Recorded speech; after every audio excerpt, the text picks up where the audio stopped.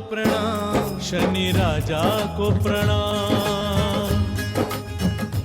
मैं बताऊं आपको पहले मकर संक्रांति का महत्व और इस बार की मकर संक्रांति और मकर संक्रांति से हमें क्या जानना है और क्यों जानना है और क्यों इसका महत्व है। हर साल मैं मकर संक्रांति पर कोई संदेश देती हूँ। हर साल टीवी के माध्यम से सारे भारत में ये संदेश पहुँचता है और व्यक्ति उसे फॉलो भी करते हैं। मकर का अर्थ समझो और संक्रांति का अर्थ समझो। कोई भी ग्रह एक राशि से दूसरी राशि में जब परिक्रमा लेता है तो वो दिन विशेष बड़ा महत्वपूर्ण दिन होता है। सूर्य देवता जब एक राशि से दूसरी राशि में परिक्रमा लेते हैं तो ज्योतिष की भाषा में उसे संक्रांति कहते हैं। सूर्य देवता यदि मेष से वृषभ में जाएंगे तो भी संक्रांति कहलाएगी, वृषभ से मिथुन में जाएंगे तो भी संक्रांति कहलाएगी। जैसे कि कल धनु में थे और आज मकर में आ गए सुबह 9 बजे, तो वो भी संक्रांति कहलाई। पर संक्रांति के आगे मकर क्यों जुड़ा? क्योंकि मकर राशि में सूर्य का प्रवेश हुआ। यदि कर्क राशि में सूर्य का प्रवेश होता तो कर्क संक्रांति कहलाती, और मकर में सूर्य का प्रवेश हुआ तो मकर संक्रांति कहलाती है। साल में 12 संक्रांति होती हैं और 12 संक्रांति दान पुण्य के लिए बहुत अच्छी होती हैं। कई बार लोग मुझे बोलते हैं कब ऐसा अवसर है कि जो हम दान करें उसका रिजल्ट मिले, उसका पुण्य फले और पुण्य की एफडी तैयार हो, बिल्कुल निरर्थक ना जाए। तो हम 2-4 कुछ ऐसे उपाय, मुहूर्त और अच्छे समय के ज्ञान को उनको देते हैं कि इस समय आपने दिया तो बीज फलेगा, फूलेगा और आपकी कामना जरूर पूरी होगी। उसमें एक मुहूर्त ये रहता है कि जिस दिन सूर्य एक राशि से दूसरी राशि में प्रवेश करता है वो दिन बड़ा महत्वपूर्ण है। आपके स्नान का, आपके ध्यान का, आपके ज्ञान अर्जन करने का और साथ में आपके पुण्य करने का, ये सब हर महीने होता है। पर 2 संक्रांति, एक मकर संक्रांति, एक कर्क संक्रांति, अद्भुत योग होती है। कर्क संक्रांति का योग और मकर संक्रांति का योग साल में 2 बार बनता है। जब सूर्य कर्क में प्रवेश करेंगे तो कर्क संक्रांति कहलाएगी, जब मकर राशि में प्रवेश करेंगे तो मकर संक्रांति कहलाएगी। और ये दोनों का संबंध बड़ा ही अद्भुत संबंध होता है। सूर्य यश, कीर्ति, पद, प्रतिष्ठा के द्योतक और शनि व्यापार के, आध्यात्म के शिरोमणि। दोनों जब एक जगह पर मिलते हैं, कोई व्यापारधीश जब किसी उच्च अधिकारी के साथ मिलता है, जितने भी हम नौकरी करते हैं, कंपटीशन एग्ज़ाम देते हैं, सिलेक्शन होता है, बड़े पैमाने पर हम ओहदे पर बैठते हैं, पद, प्रतिष्ठा, कीर्ति जो भी हमें मिलता है वो सब हमें सूर्य की बदौलत मिलता है। और जो भी हम धनवान बनते हैं, जो भी हम फील्ड में फेमस होते हैं, जो भी हम धर्म के शिखर पर पहुंचते हैं, जो भी हमारी ज़िंदगी में कुछ ऐसा लाभ मिलता है जिसे हम कहते हैं कि छोटे से छोटे तबके से व्यक्ति जुड़ते हैं और समूह तैयार हो जाता है, हम अकेले चलते हैं और कारवां बनता चला जाता है। ये काम शनि का होता है। शनिदेव हमारे जीवन में जितना महत्व रखते हैं उतना ही महत्व सूर्य रखते हैं, क्योंकि एक दिन अधिपति है, एक रात्रि अधिपति है। सूर्य यदि दिन अधिपति है तो शनिदेव जी रात्रि अधिपति हैं। अब सूर्य और शनि का मिलन यानी रात्रि का और दिन का मिलन। सूर्य यदि लाल रंग के स्वामी है तो शनि काले रंग के स्वामी है। सूर्य का संबंध यदि उजेले से है तो शनि का संबंध अंधेरे से है। यदि सूर्य और शनि का मिलन होता है अर्थात विष्ट योग बनता है, मतलब यह है कि आपको अंधेरा भी फायदा कर रहा है और आपको उजेला भी फायदा कर रहा है। रात्रि भी आपके लिए उतनी ही बलवान है जितना बलवान आपके लिए दिन होता है। यानी जॉब में भी आप उतना ही शिखर पा रहे हैं जितना आप व्यापार से कमा रहे हैं। जब दोनों ही एक साथ मिलन करते हैं तो योग बड़ा अद्भुत होता है। यानी आप पैतृक भी बहुत कुछ पा रहे हैं और अपनी ज़िंदगी में कर्म की पूंजी से भी बहुत कुछ पा रहे हैं। पैतृक का रिलेशन सूर्य से रहता है और कर्म फलदाता है और कर्म की पूंजी जो शनिदेव देते हैं। यदि आप अपने कर्म के दम पर आगे बढ़े हैं, पैसा कमाया है और आप रंग से राजा बने हैं, तो इसका मतलब यह है कि वो रोल शनि का है आपके जीवन में, जो अपने बलबूते पर कमा के आप आगे बढ़े हैं। और यदि आपको पैतृक संपत्ति से कुछ भी मिला है, थोड़ा बहुत भी मिला है, आपको दादा से, नानी से, नाना से और कुटुंब से, खानदान से थोड़ी भी संपत्ति मिली है, तो इसका मतलब यह है कि उसका संबंध सूर्य से है, जो आपको आपके ब्लड रिलेशन से, कुटुंब से, खानदान से जोड़ता है और आपको गड़ा हुआ धन यानी आपको बिना कमाई संपत्ति देता है। एक फैक्ट्री मालिक अपने बड़े बेटे से सोचता है कि अभी फैक्ट्री की चाबी संभालेगा, मैं कहीं और थोड़ा सा विश्राम कर लूँगा, और फैक्ट्री मालिक सिर्फ इसलिए उसको चाबी दे देता है क्योंकि उसने उस घर में जन्म लिया है। तो इस तरीके से आप जब गणना करेंगे तो पता चलेगा कि दोनों का ही संबंध हमारे जीवन में बहुत आवश्यक है और बहुत ज़रूरी है उसको समझना। आज सुबह 9:03 पर शनिदेव जी की मकर राशि में पूरे 1 साल के बाद सूर्य नारायण का प्रवेश हुआ। पुण्यकाल प्रारंभ हो गया 9:03 से। ये पुण्यकाल चला 5:56 तक। प्रवेश की चाल धीरे धीरे धीरे धीरे पूरब से पश्चिम आगे बढ़ती चली गई। 5:56 तक के ये पुण्यकाल चलता चला गया। अब पूरी तरह से मकर में उनका प्रवेश हो गया। अब हम जिस अवधि में दिन डूबने के बाद में सूर्य की स्तुति करते हैं, आवाहन करते हैं और प्रसन्नता शनिदेव से मांगते हैं, वो संध्या वेला के बाद में जब पूरी तरह से प्रवेश हो गया है मकर राशि में, अब हमारा अभिनंदन का समय हो जाता है। ये अभिनंदन जो चलता है दूसरे दिन, जिसे हम पुण्य काल कहते हैं, यानी 15 जनवरी 2025 को अब पुण्यकाल बनेगा। ठीक उसी समय पुण्यकाल बनेगा जिस समय सूर्य ने आज प्रवेश किया था। 9:03 से अब पुण्यकाल बनेगा 15 तारीख मकर संक्रांति का। अभी जो पुण्यकाल बनेगा ये पुण्यकाल 12 बजे तक लगभग रहेगा। आप इस पुण्यकाल में यदि कुछ अच्छा करते हैं, तिल का महत्व है, गुड़ का महत्व है, आपका फली दाना मूंगफली उसका महत्व है, आपके काले कपड़े का महत्व है, जिस पर सवार होकर सूर्य देवता आ रहे हैं उसका महत्व है, जिस पर सवार होकर संक्रांति आ रही है उसका महत्व है। हर चीज़ का बड़ा महत्व है। और महत्व उस चीज़ का है कि इस समय जो चीज़ सेवन की गई है संक्रांति के द्वारा या सूर्य देवता के राशि परिवर्तन पर, उस चीज़ का व्यापार कैसा चलेगा, व्यापार कैसा बढ़ेगा और कैसी महंगाई आएगी और किस चीज़ के रेट बढ़ जाएंगे। सूर्य देवता का वाहन आज चेंज हुआ है और अश्व वाहन बना है। घोड़ा, अश्व पर सवारी आई है, घोड़े पर सवारी आई है। अभी सूर्य देवता का वस्त्र जो है इस बार का अश्व के साथ में काला वस्त्र बना है और काला वस्त्र शनि का भी है। तो इसका मतलब यह है कि अब ये मान्यता हो रही है कि इस साल काले वस्त्र की डिमांड ज़्यादा बढ़ जाएगी। जगह जगह लोगों को अब अच्छी अच्छी जगह पर काले रंग के कपड़े और काले रंग की डिजाइनें पसंद आने लगेंगी और उसकी खूबसूरती लोगों को नजर आने लगेगी। जो लोग कभी डरते थे कि हम काला नहीं पहनेंगे, हमारे कुल देवी देवता काला पहनने से मना करते हैं, वो अब डंके की चोट पर काला दान भी करेंगे और काला पहनेंगे भी। धीरे धीरे अंधविश्वास छटेंगे, मान्यताएं बदलेंगी और कीमत बढ़ जाएगी रंग के आधार पर काली वस्तुओं की। सोने के भाव बढ़ेंगे, चांदी के भाव बढ़ेंगे। ये आता है आज के गणित में। हमारी जो मकर संक्रांति है, जिसे हम मकर संक्रांति देवी भी कह सकते हैं, हमने जिसे गणना करके बता दिया है, तो वो मकर संक्रांति भी अश्व पर सवार होकर आई है, वो भी घोड़े पर सवार होकर आई है। घुड़सवारी की वैल्यू बढ़ जाएगी, लोग घोड़े के लिए दांव पेंच लगाने लगेंगे और बहुत कुछ आगे इसमें खेल में लोग अपना पैसा अपना दांव पर लगाने लगेंगे।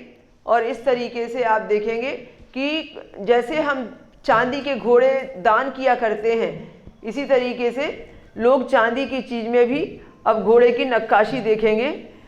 कुल मिलाकर ये कहा जाता है कि अब लोग जैसे घर में पशु पक्षी पालते थे, कुत्ते बिल्ली पालते थे, गाय पालते थे, भैंस पालते थे, अब घोड़े के शौकीन हो जाएंगे। लोग घोड़े खरीदना और पालना प्रारंभ करने लगेंगे। एक समय ऐसा आता है कि उसकी वैल्यू बढ़ जाती है। जब उसकी वैल्यू बढ़ जाती है तो फिर वो ऑटोमेटिक मार्केट में अच्छी कीमत पर आने लगता है और लोग उसके शौकीन भी हो जाते हैं। मकर संक्रांति का अब संवत समझिए। ये जो संवत चल रहा है 2081 यानी 2081। ये संवत जो चल रहा है इसमें संवत और भारतीय सौर, शाके संवत, शालिवाहन ये अलग अलग होते हैं। शालिवाहन के हिसाब से देखें तो 1946 और संवत के हिसाब से देखें तो विक्रम संवत 2081। इस अवधि में अब मकर संक्रांति का प्रवेश हुआ। इस मकर संक्रांति का अब पूर्ण रिलेशन 14 फरवरी तक रहेगा। सूर्य देवता एक राशि पर पूरे 1 महीने की यात्रा करते हैं।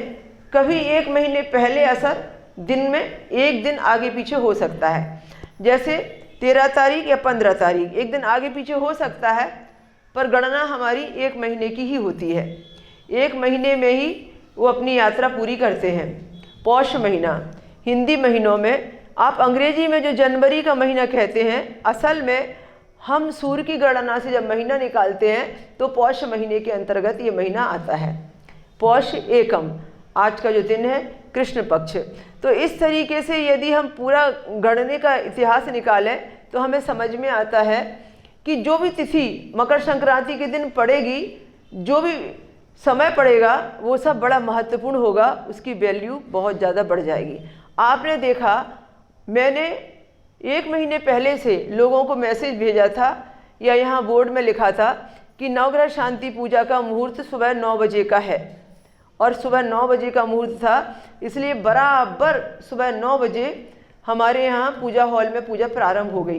बिल्कुल परफेक्ट 9 बजे पूजा प्रारंभ हुई थी। तो 9 बजे का मुहूर्त यानी मतलब ये है कि सूर्य देवता आपके घर में आ रहे हैं व्रत प्रतिष्ठा लेकर, तो वही तो सबसे बड़ा मुहूर्त है। जब अतिथि प्रवेश कर रहा है आपके यहाँ पर जीवन में, सबसे बड़ा मुहूर्त वही बन जाता है। अब देखिए, यदि आप आज के दिन तिल और तेल का संबंध सबसे ज़्यादा बनाते हैं, खाते हैं, लगाते हैं, देते हैं, लेते हैं, दान पुण्य में उसे महसूस करते हैं, तो मैं सोचती हूँ कि सूर्य को भी प्रसन्न करते हैं और शनिदेव को भी प्रसन्न करते हैं।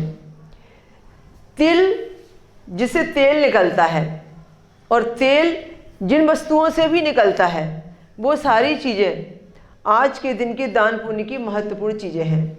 हमारे शरीर पर रात में तेल लगा के सोना, सुबह पानी के अंदर में चुटकी भर तिल डालना और उसका स्नान करना, या फिर तिल का तेल पूरे शरीर पर लगाना, स्नान के बाद में प्योर तिल का तेल पूरे शरीर पर लगाना, वह भी तिल तेल स्नान से कम नहीं है। तिल तेल की अब कीमत बढ़ेगी। तिल तेल में शक्ति बहुत है, बहुत पावरफुल है ये। आप एक तराजू में घी को तौलिए, शुद्ध गाय के घी को तौलिए, और एक तराजू में तिल के तेल को तौलिए। तिल का तेल घी से कहीं कम नहीं निकलेगा।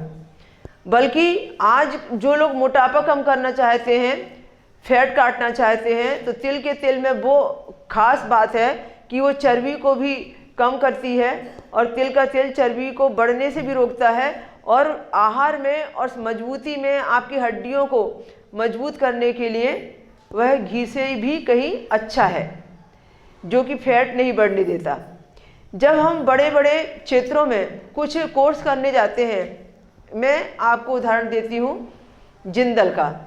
बेंगलोर से कुछ किलोमीटर आगे एक नेचुरोपैथी सेंटर है, कई एकड़ की ज़मीन में, जिंदल नेचुरोपैथी सेंटर, जहाँ लगभग 1 हफ्ते पर आपको नेचुरोपैथी ट्रीटमेंट लेने पर, चिकित्सा लेने पर 1 लाख से ऊपर का कुछ बजट जाता है। मैंने वहाँ पर देखा कि हर दिन हमें कुछ ट्रेनिंग दी जाती थी कि हम ऐसा क्या खाएं, कितना खाएं, कैसे खाएं कि हम स्वस्थ रहें, मस्त रहें, थोड़े भी मोटापे में हम आगे ना बढ़ें, और फिर मोटे यदि हो गए हैं तो पतले कैसे हों, और पतले हैं और हड्डियां बज रही हैं तो स्वस्थ कैसे रहें। तो हमें सिखाया जाता था कि आप लड्डू भी बना रहे हैं, हलवा भी बना रहे हैं, आप कोई भी चीज़, मीठी चीज़ भी बना रहे हैं, तो आप घी से हाथ ना लगाकर यदि तिल तेल में भूनेंगे और तिल तेल के द्वारा उसका इस्तेमाल करके बनाएंगे, तो आप ज़्यादा स्वस्थ रहेंगे और ज़्यादा ताकतवर रहेंगे, और चर्बी नहीं बढ़ेगी आपकी। घी छुड़ाने का काम करते थे वो, और तिल को और तेल को आपके जीवन में उतारने का काम करते थे वो। जो व्यक्ति प्रतिदिन तिल का सेवन करेगा, चूंकि आज महत्वपूर्ण दिन है तिल का, इसलिए मैं उपाय बता रही हूँ। जो व्यक्ति प्रतिदिन तिल का सेवन करेगा उसके दांत हमेशा अच्छे रहेंगे। जो व्यक्ति रात्रि में सोने के समय में तिल का सेवन करेगा, नींद नहीं आने की बीमारी कभी नहीं होगी, नींद उसे बहुत अच्छी आएगी। तिल का सेवन आपके जीवन में आपकी इम्यूनिटी पावर को बढ़ाता है। तिल का चबा चबा के खाना एक अलग असर देता है और तिल का लड्डू बना के खाना एक अलग असर देता है। आप उसका नमकीन के रूप में भी, व्यंजन के रूप में इस्तेमाल कर सकते हैं और बहुत टेस्टी होता है और बहुत अच्छा लगता है और पूरा संपूर्ण आहार होता है। मैं आपसे कहना चाहती हूँ, आप व्रत वाले दिन, कोई भी व्रत हो आपका, चाहे एकादशी का हो चाहे चतुर्थी का हो, या कोई संकल्प आपने ऐसा लिया है कि रात्रि भोजन नहीं करना है, मैं हमेशा कहती हूँ शनि पीड़ा घटाना है तो रात्रि भोजन छोड़ देना है आपको, या आपको स्वस्थ रहना है तो रात्रि भोजन का त्याग करना है। चिकित्सा शिविर में भी मैंने सबको कहा है कि आप रात्रि में अन्न ना खाएं। ऐसी स्थिति में क्या ऐसा खाएं जो आपको अन्न खाने का मन ना लगे और आपको लगे कि खूब पेट भरा है और आपको लगे कि अब किसी चीज़ की ज़रूरत नहीं है। ऐसी स्थिति में आप तिल का इस्तेमाल कीजिए। आप तिल में गुड़ मत मिलाइए, उसमें शक्कर मत मिलाइए। मैं आपको वो डिश बता रही हूँ जो डिश मैं सालों से यूज करती हूँ और जो मैंने कई लोगों को यूज करते हुए देखा है और सीखा था और सिखाया है। जैसे हम तिल के लड्डू बनाते हैं और तिल को थोड़ा सा घी में या भून लेते हैं तेल में, वैसा आप तैयार कीजिए। बिना घी तेल के भी आप सूखा तिल को कढ़ाई में भूनिए, बढ़िया धो के साफ करके, उसके बाद में उसको पाउडर बना दीजिए। पाउडर बनाने के बाद में थोड़ा सा घी डालिए। उसको घी को डालने के बाद में काली मिर्च और थोड़ा सा उसके अंदर में सेंधा नमक डालिए और उसको थोड़ा सा हल्का सा मिक्स कर दीजिए। कुछ नहीं किया हमने, 2 चम्मच घी डाला, काली मिर्च डाली और सेंधा नमक डाला और उसके साथ उसको मिक्स कर दिया और उसको डब्बे में पैक करके रख दिया। बस हो गया आपका फलाहार, कुछ करने की ज़रूरत नहीं है। बस जब भी आपको भूख लगती है और ख़ासतौर से दिन डूबने के बाद, मैं तो सालों से यूज कर रही हूँ और आपको बता रही हूँ, 2015 से मैं यूज कर रही हूँ, तो आपको बताती हूँ, मैंने वो जिंदल में सीखा, देखा, मुझे वो चीज़ बहुत अच्छी लगी क्योंकि मुझे मीठे लड्डू अच्छे नहीं लगते थे पर मुझे तिल बहुत पसंद थी, तो मुझे वो चीज़ अच्छी लगने लगी। और फिर मैंने ऐसा देखा कि अब मुझे कभी नहीं लगा कि मुझे कुछ फलाहार की आवश्यकता लगती है। आपको भी बता रही हूँ, एक्सपेरिमेंट कीजिए और आप देखिए कि आपकी बॉडी के अंदर में इतने सारे पॉजिटिव आपको परिवर्तन नज़र आएंगे कि फिर आपको ऐसा लगेगा कि क्या भगर और क्या साबूदाने खिचड़ी, कुछ खाना ही नहीं, भूल जाएंगे आप, उस सबको भूल जाएंगे। जब आप इसको तैयार करेंगे, इस पाउडर को, जब आपको खाने का मन करे, या ख़ास तौर से आप रात्रि में अभी 12 बजे भी खाएंगे तो नुकसान नहीं करता, सबसे बड़ी बात यह है। नहीं तो आप 8, 9, 10 बजे जैसे लेट होते हैं और कुछ खाते हैं ठोस, तो आपको बहुत नुकसान करता है, उसका असर दूसरे दिन नज़र आता है। पर ये 12 बजे रात में भी खाएंगे तो नुकसान नहीं करता, ये औषधि बन के आपके जीवन में उतर जाता है। तो जब आपको खाना है तो आधी कटोरी खाइए। मैं सबको ये ट्रेनिंग दे रही हूँ और सबसे कह रही हूँ कि आप एक्सपेरिमेंट कीजिए। आप थोड़ा सा आधी कटोरी इसे लीजिए और फिर इसमें ऊपर से आप बढ़िया भर के 1 चम्मच घी डालिए। ये घी आपका फैट नहीं बढ़ाएगा, ये घी हड्डियों को ग्रीस देने का काम करेगा आपका। और आप इसको जब घी डालते हैं तो थोड़ा गर्म पानी डालिए, तो घी के साथ में वो मिक्स होती है और तिल फूलकर भी थोड़ी ज़्यादा हो जाती है और एकदम सॉफ्ट हो जाती है। फिर जब आप उसे खाते हैं तो वो और टेस्टी हो जाती है और घी का स्वाद तिल के साथ में गर्म पानी के साथ मिलके एक अलग टाइप का वो आपको लगने लगता है। आपको स्वाद के साथ में मिर्ची खानी है, ठेसा खाना है, हरी मिर्ची खानी है, खूब खाइए, वो नुकसान नहीं करने वाला। पर लाल मिर्ची को इसके अंदर डाल के मत खाइए या लाल मिर्ची से रिलेटेड कोई चीज़ मत खाइए। हरी मिर्ची इसके साथ अमृत है, आप पूरा 1 हरी मिर्ची भी खाएंगे इसके साथ या सोते समय ना तो ये आपके लिए अमृत का काम करेगी। इसलिए आज तिल गुड़ का त्यौहार था, मैंने आपको एक बढ़िया नुस्खा बताया, आप इसे ज़रूर अपनाइए और जितने भी व्यक्ति इसका इस्तेमाल करेंगे वे सब व्यक्ति अपना इम्यूनिटी पावर बढ़ाएंगे, वे सारे के सारे व्यक्ति हड्डियों को मजबूत करेंगे, दांतों को मजबूत करेंगे, दांतों की चमक बढ़ाएंगे और सारे के सारे व्यक्ति नींद नहीं आने की बीमारी से दूर हो जाएंगे। कितना भी टेंशन हो और कितना भी आप दुखी परेशान हो, फिर भी वो तिल आपको चैन की नींद सुलाएगी, है ना। मज़े की बात। तो इसका यूज आज से ही करना चाहिए।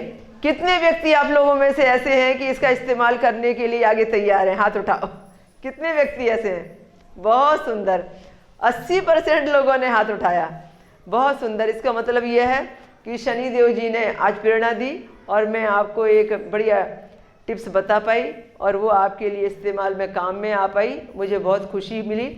दूसरा, काली तिल और सफ़ेद तिल। काली तिल और सफ़ेद तिल दोनों में अंतर है। यदि एक गाय का घी है और वो भी देशी गाय का घी, तो दूसरा जो है वो जर्सी गाय का घी है, समझो। हम कहते हैं ना कि देसी गाय का घी बहुत ताकतवर रहता है और सेकंड ईयर होता है वो जर्सी गाय का घी।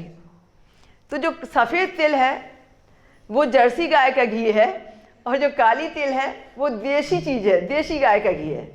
यानी सफ़ेद तिल से ज़्यादा शक्तिवर्धक अच्छी काली तिल है। काली तिल नंबर 1 और सफ़ेद तिल नंबर 2। तो यदि हमें अवसर मिलता है कि हम काली तिल खाएं, राजस्थान की तरफ ज़्यादातर काली तिल होती है, मुझे वहाँ के लोग तिल ला के देते हैं, तो उसमें 25% कहीं कहीं सफ़ेद दिखती है और 75% उसमें काली मिक्स होती है और बड़ा टेस्टी और सुगंधित होती है। वो बिना भुने भी उसमें सुगंध आती है। तो वो काली तिल में जो शक्ति है, जो एनर्जी है, वो सफ़ेद तिल से भी ज़्यादा है। लोगों का अंधविश्वास है कि काली तिल तो खाली चढ़ाने में काम आती है, खाने में काम नहीं आती। जबकि हकीकत यह है कि काली तिल के लड्डू भी ऐसे ही बांटे जाते हैं प्रसाद के लिए जैसे आप सफ़ेद तिल के लड्डू इस्तेमाल करते हैं, और दोनों ही बराबर में इस्तेमाल की जानी चाहिए और होती है। गुड़, आप शक्कर 2 चम्मच खाएंगे तो आपको इतना ज़्यादा उसके केमिकल की तकलीफ होगी कि वो आपकी हड्डियों में गिरावट लाएगी। आपकी हड्डियां दर्द से मुक्ति कभी नहीं पाएंगी। 2 चम्मच शक्कर, यदि आप गुड़ 1 kg भी खाएंगे तो वो प्रॉब्लम आपको नहीं होगी जो 2 चम्मच शक्कर के पचने से हुई। मैंने एक बड़ा लेक्चर सुना शुगर फैक्ट्री के एक मालिक का। उसने अपने लेक्चर में कहा, वैसे तो डॉक्टर खरात ने शक्कर लोगों की छुड़वा दी, पर मैं बता रही हूँ, उन्होंने एक लेक्चर में कहा, मैं शुगर फैक्ट्री में काम करता हूँ, शुगर फैक्ट्री मेरी है और शुगर फैक्ट्री में मैंने ना जाने कितने लोगों को शुगर बेची है और शुगर में नाम कमाया है, पर मैंने कई सालों से शुगर छोड़ दी है। मैं खुद शुगर नहीं खाता, मेरे परिवार में भी मैं शुगर नहीं खाने देता।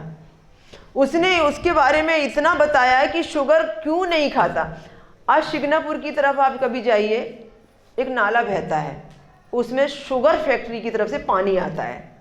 जब आप एक ऐसी एरिया है, एक ऐसी जगह है कि जब आप नाले के आसपास से निकलेंगे तो बहुत गंदी बदबू आती है ना, सबने देखी है। जब आप उधर से जाएंगे आएंगे तो ऐसी सड़ान जैसी बदबू आएगी, ऐसे लगेगी कि गाड़ी कहाँ से जा रही है। क्यों? क्योंकि जब वो शुगर को सफ़ेद बनाते हैं, केमिकल का उसमें इस्तेमाल करते हैं, अब काले को गोरा बनाना है, सुंदर बनाना है, तो उसको तरह तरह से केमिकल से गुजरना पड़ेगा। साइज में भी कट करना है, सब प्रकार की मशीनों से गुजरना पड़ेगा। रिफाइन हो जाता है वो, ओरिजिनलिटी तो कुछ होती नहीं है। अब वो पूरा जो सब रिफाइन होने के चक्कर में एक तो ये है कि वो केमिकल ही केमिकल होता है, दूसरा हम इतना उसको यूज करते हैं और उसमें इतनी गंदी बदबू आती है उसके पानी में, उसको रिफाइन करने में, और जब उसका गंदा पानी क्लीनिंग का जाता है कि वहाँ खड़ा रहना मुश्किल हो जाता है। इसलिए कल्पना करो, जब वो आपके शरीर में जाती है तो आपके शरीर में क्या खुशबू आएगी? वो भी तो अपना असर शरीर में जाके दिखाएगी ना। तो डॉक्टर खरात ने, जिसने बड़े एक्सपेरिमेंट किए शुगर और दूध के ऊपर, उनका कहना ये था कि 2 चम्मच शुगर को पचाने में और उसको तकलीफ से बाहर हटाने में आपको 3 महीने तक लग सकते हैं। और आपकी 35% 25 से 35% एनर्जी वो सिर्फ शुगर ले लेती है। और यदि गुड़ खाते हैं तो गुड़, तिल का महत्व शनि से है, और गुड़ खाते हैं तो आपकी हड्डियां मजबूत होती हैं विदाउट केमिकल। आपको यदि कुछ भी ऐसी तकलीफ है जो कि ठंडी से होने वाली बीमारी है तो वो आपको नहीं होगी। गुड़ में कई ऐसे तत्व पाए गए हैं जिसको यूज करने से पाचन अच्छा होता है, जिसको यूज करने से आपके कब्ज दूर होते हैं और बॉडी के अंदर में स्टेमिना रहती है। कभी गुड़ की चाय पी के देखो, शक्कर की चाय पी के देखो। आप जब गुड़ की चाय पिएंगे तो एनर्जी आपको ज़्यादा आएगी और कुछ देर तक आप ज़्यादा काम करेंगे। और शक्कर की चाय आप पिएंगे ना तो कई बार लोगों को शक्कर की चाय पीने से एसिडिटी होती है और बोलते हैं वो चाय पी ली ना तो गैस बन रही है, एसिडिटी हो रही है। अब गुड़ की चाय तो ऐसा कुछ करती नहीं। तो कुछ ऐसा करो कि मीठा खाने में भी परहेज ना करना पड़े, वो नुकसान भी ना करे, फ़ायदा करे, और साथ में सेहतमंद भी हम बने रहें। और इसलिए भी कि ये हमारा शुद्ध देशी व्यापार का गुड़ है और देशी व्यापार भी बढ़ेगा। इसलिए आप जो भी मिठाई बनाते हैं वो गुड़ वाली मिठाई ज़्यादा बनाइए। बहुत इमरजेंसी में ही शक्कर का इस्तेमाल कीजिए, और गुड़ का इस्तेमाल जब ज़्यादा करेंगे तो आपको ऐसा लगेगा कि आप शक्कर खाना भूल गए हैं। धीरे धीरे शक्कर आपकी घर में शुगर कम होने लगेगी और नीचे लाना कम हो जाएगा। अब तो गुड़ जो होता है वो बुरा रूप में मिलता है हरियाणा की तरफ, और उसको ही लोग ज़्यादा यूज करते हैं। ब्राउन शुगर का नाम दिया गया है, जो हम वाइट शुगर के रूप में इधर इस्तेमाल करते हैं। अब ब्राउन शुगर है क्योंकि वो गुड़ के फॉर्म में आता है वो। इसलिए आज का दिन तिल गुड़ का संबंध है। मैंने आपको ये गुड़ के बारे में विशेष बात बताई, और आप भी इसे फॉलो करो, आपको बड़ा लाभ मिलेगा। मकर संक्रांति के दिन यदि आपने सूर्य की स्तुति ना की तो क्या किया? सूर्य की स्तुति यश कीर्ति पद प्रतिष्ठा को बढ़ाती है। आज हमने शांति पूजा के समय में भी शुरुआत सूर्य की स्तुति से की। सूर्य देवता की जो स्तुति बनाई गई है, जो लिखी गई है, उसमें कहा गया है कि आप व्याधि को दूर करने वाले हैं। वेदों ने भी आपका गान गाया है। गायत्री मंत्र का पहला जो आपका वर्चस्व है मंत्र का, वो आपके मंत्र से जुड़ा हुआ है, क्योंकि गायत्री मंत्र को सूर्य मंत्र कहा गया है। ये कहा है सूर्य देवता के लिए कि जितने भी ज्योतिष हैं वो शुभारंभ आपसे ही करते हैं अपने ज्योतिष का। जो भी हमारे जीवन में हम कुछ अच्छा वर्ण करते हैं, प्रतिष्ठा पाते हैं, वो आपकी ही बदौलत प्राप्त करते हैं। तो हम आपके तेज को वर्ण करते हैं। पुनातु माम तस वितुर वरेण्यम। हे सूर्य देवता, पुनातु यानी बार बार, पुनातु मात यानी मैं स्वयं खुद, पुनातु माम तस् वितुर वरेण्यम, आपके तेज को, आपकी क्रांति को, आपकी ऊर्जा को, आपकी अद्भुत शक्ति को वरेण्यम वर्ण करते हैं, धारण करते हैं, एक्सेप्ट करते हैं, उसे अपने जीवन में उतारते हैं। ये इसका मंत्र का अर्थ होता है कि महाराष्ट्र के अंदर खासकर और केरल के अंदर, महाराष्ट्र की बात करें तो महाराष्ट्र के अंदर में 14 जनवरी से लेकर 14 फरवरी तक पूरा एक महीना हल्दी कुंकू का त्यौहार मनाया जाता है। मकर संक्रांति हुई नहीं कि हल्दी कुंकू शुरुआत हो गया। केरल में तो आज का जो त्यौहार है वो सबसे बड़ा त्यौहार है मकर संक्रांति का। और पंजाब में मकर संक्रांति की रात्रि बेला लोहड़ी से शुरुआत हो जाता है। कल ही लोहड़ी से शुरुआत हो गई वो। तो आपको मुझे ये बताना है इसका अर्थ क्या है। सूर्य देवता जो हमें यश कीर्ति पद प्रतिष्ठा देते हैं, वो हमसे ये चाहते हैं कि मैं यदि किसी को सम्मान दूंगी तो ही मुझे सम्मान मिलेगा। मैं आपको तिलक लगाऊंगी तो ही समाज मुझे तिलक लगाएगा। मैं यदि आपको खुशियां दूंगी, सौगात दूंगी, गिफ्ट दूंगी, उपहार दूंगी तो ही मेरी पात्रता बनेगी कि प्रभु मुझे गिफ्ट दे, उपहार दे, या समाज परिवार रिश्तेदार मुझे भी गिफ्ट दे, उपहार दे। तो ये परंपरा गिफ्ट देने की, तिलक लगाने की, हल्दी लगाने की, कुमकुम लगाने की, ये परंपरा शुरू हुई मकर संक्रांति से शुभारंभ हुई कि हम टीका लगाते हैं हल्दी का और कुमकुम का। कुमकुम क्या है? लाल रंग का, जो सूर्य का तिलक है, सूर्य का संबंध लाल रंग से है, तो हम कुमकुम का टीका लगाते हैं और उसे सम्मान देते हैं। किसी को आपने टीका लगाया है तो वो भी पलट के आपको टीका लगाएगा। आपने सम्मान दिया है तो आपका अपमान कैसे करेगा? वो सम्मान ही करेगा। तो इसी तरीके से हल्दी क्या है? गुरु बृहस्पति देवता की है वो हल्दी। तो गुरु बृहस्पति देवता की हल्दी, यानी आपने गुरु को धारण किया, गुरु तुल्य उसका आदर किया और हल्दी का टीका लगाया। शुभ कार्यों में हल्दी का बड़ा ही महत्व है। आप देखो, शादी ब्याह भी होता है तो हल्दी के थापे लगते हैं, हवन पूजन भी होता है तो बिना हल्दी के कुछ भी नहीं होता है। तो जो हल्दी है अपने आप में बहुत पवित्र मानी गई है। इसीलिए जब आप बीमार पड़ते हैं तो कहते हैं कि हल्दी वाला दूध पी लीजिए।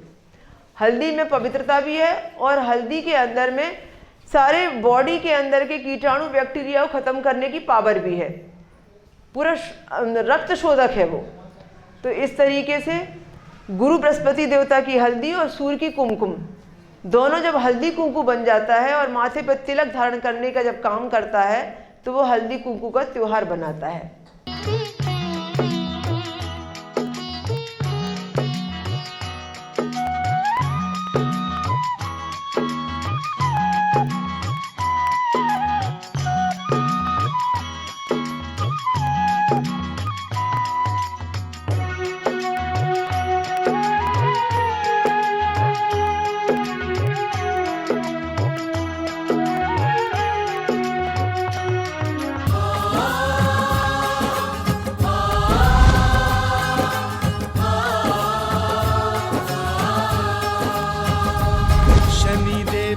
को प्रणाम, शनि राजा को प्रणाम।